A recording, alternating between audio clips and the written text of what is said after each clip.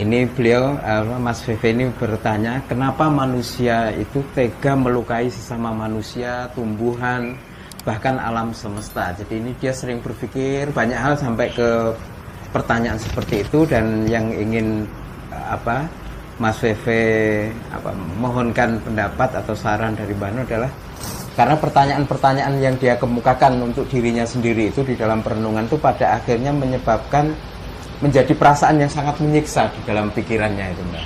Nah, yang demikian itu apakah cukup baik atau bagaimana memanagenya? Mungkin dia juga merasa ini lama-lama mungkin saya jadi kurang waras atau bagaimana, karena banyak sekali yang dipikirkan spektrumnya gitu, Mbak. Dari konteks ora tega mau ya, tidak tega tadi. Kok manusia kok tega apa? Iya, kok tega melukai sesama manusia. Ya, tega itu kan bahasa yang lahir dari urusan atau kosmosnya atau semesta hati manusia. Iya. Yang belum tentu ada pada binatang atau mungkin kadarnya berbeda dengan binatang. Misalnya kalau ada macan atau singa atau hiena memakan kijang, rusa, kambing semena-mena, itu kan Anda tidak bisa bilang kok tega macan kan itu. Ada konteksnya ya. Tapi mungkin juga tidak berarti binatang tidak punya rasa tega. Seekor induk ayam ketika anaknya terancam oleh kedatangan binatang yang lebih besar dan potensial untuk memakan anaknya, kan dia langsung mengkorok gini yang membela anak-anaknya. Itu kan juga lahir dari rasa tidak tega anaknya akan menjadi korban atau makanan dari binatang yang datang tadi itu. Jadi sebenarnya rasa tega itu kan sebuah, kalau dalam bahasa Arab, dalam tradisi Islam itu namanya dhamir. Jadi ada semacam rasa atau ada semacam software di dalam diri makhluk Allah itu yang namanya dhamir, itu dhamir ya. Jadi semacam rasa tertentu yang kita tidak bisa mengelaborasi atau mempetakannya secara fisik ya, tapi pokoknya kita punya itu. Setiap orang ya. Nah, setiap orang, mungkin setiap makhluk, mungkin binatang juga, mungkin malaikat, jin juga ya. Walau alam, jangan tanya kepada saya karena saya belum pernah mengadakan penelitian di masyarakat jin atau malaikat kan gitu ya. Tapi kita mencoba memahami satu satuan psikologi atau rasa atau kejiwaan yang namanya dhamir atau rasa, satu perasaan yang menghasilkan tega atau tidak tega. Nah, Tuhan memberi bekal software kecil di dalam diri manusia itu langsung dengan tatanannya. Misalnya, jadi kamu jangan ini, jangan itu, jangan makan ini, jangan makan itu, jangan menyakiti saudaramu, jangan menindas orang lain dan lain sebagainya, kan ada tatanannya gitu. Yeah. Nah, jadi ada orang tidak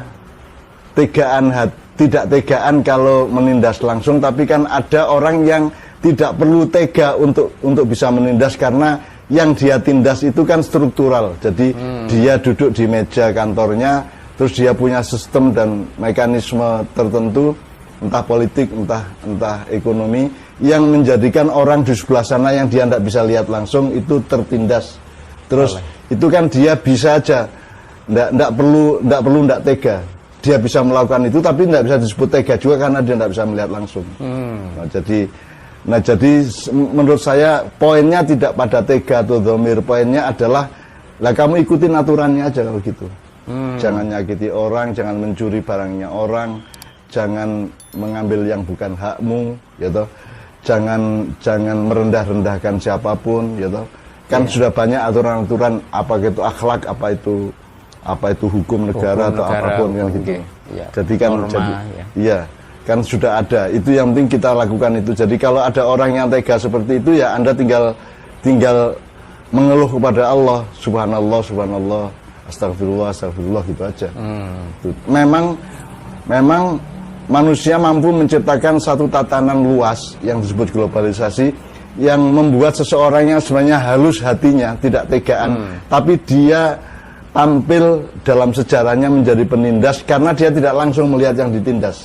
Misalnya ada proses impoverishment, misalnya proses pemiskinan. Jadi kita di negara-negara Kayak Indonesia ini bukan anti kemiskinan tapi anti pemiskinan. Jadi bukan K tapi P. Jadi impoverishment bukan poverty. Kalau kemiskinan kan boleh. Kita memilih miskin kan boleh, kayak Rasulullah kan kaya raya tapi memilih hidup sederhana dan miskin kan boleh. Tapi kalau yang tidak boleh, yang pasti tidak boleh adalah pemiskinan. Menciptakan satu langkah, satu tatanan, satu mekanisme yang membuat orang lain menjadi miskin, itu yang tidak boleh. Nah, jadi Anda tinggal memproporsikan, ya sudah Anda lakukan saja aturan-aturannya sudah ditata oleh Allah, baik melalui syariat formal maupun melalui nurani dan akal sehat kita masing-masing.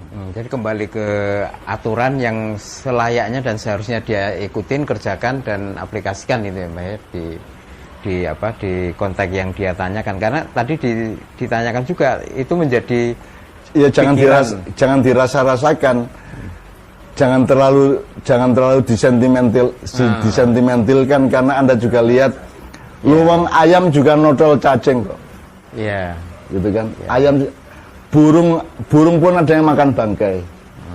Meskipun burung itu punya rasa tawakal yang sedemikian rupa menurut Rasulullah ya. Iya. Nanti pada sesi lain kita omong soal itu. Tapi itu kan bukan urusan tega enggak tega gitu ya. Tapi memang ada manusia yang tegaan langsung tuh ya ada. Nah, kamu harus kuat. Makanya saya sampai nulis torikot mentok itu ya. Sekarang sudahlah, kamu tidak usah ngukur-ngukur berdasarkan perasaanmu, domirmu atau rasamu. Udah, terserah Allah. Mau kasih uang, mau bikin kamu tidak punya uang, mau kasih kekayaan atau kemiskinan, mau kasih senang atau susah, mau kasih bahagia atau derita. Sudahlah, kamu pokoknya yang kamu siapkan hanya dua. Satu, rasa syukur. Nomor dua, ikhlas. Udah, kamu ngeyel aja di situ. Jadi kalau sholat itu setiap rakaat selalu kul huwallahu ahad Allahu samad. Udah terus itu kamu terusin aja. Itu nanti kamu tak akan terbangun dengan sendirinya satu kekuatan mental dan nurani atau hati atau psikologi yang membuat kamu nanti akan tidak lagi tergetar atau direpotkan atau ngalu-alu ya. Terlalu mendayu-dayu ke dalam dirimu sendiri kan gitu. Udah. Kamu perbanyak perbuatan baikmu, kamu perbanyak apa kebaikanmu kepada siapapun saja dan apapun saja kan gitu aja. Oke. Kalau volumenya nanti yang menang adalah progresivitas perbuatan baikmu, maka yang lain akan kalah, termasuk rasa tidak tega tadi itu. Oke, terima kasih Mbak Nun. Jawaban untuk Mas Feve. Selanjutnya pertanyaan berikutnya dari S ya.